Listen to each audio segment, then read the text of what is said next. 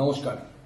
আগামী ২১ এবং ২২ তারিখ অর্থাৎ ২১শে এবং ২২শে ডিসেম্বর আমাদের দক্ষিণ দিনাজপুর জেলার সদর শহর বালুরঘাট, সেই বালুরঘাট স্টেডিয়ামে অনুষ্ঠিত হতে চলেছে সেনাবাহিনী দ্বারা আয়োজিত মেলা, বা যাকে আমরা বলতে পারি শক্তিশালী সেনা, শক্তিশালী ভারত।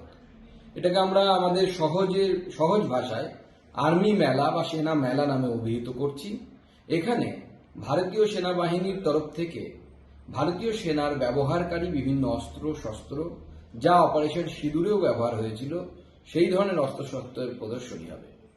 এই মেলার উদ্দেশ্য ভারতবর্ষের সেনাবাহিনী কতটা শক্তিশালী হয়েছে মাননীয় প্রধানমন্ত্রী শ্রী নরেন্দ্র মোদীর নেতৃত্বে তা জেলাবাসীকে দেখানো, তার সাথে জেলার যারা যুবক যুবতী আছে তাদেরকে উৎসাহিত করা, অনুপ্রাণিত করা, যেন তারা আরো বেশি করে দেশের সেনাবাহিনীতে অংশগ্রহণ করতে পারে, দেশের সেনাবাহিনীর অঙ্গ হিসেবে ভারত মাতার সেবা করতে পারে।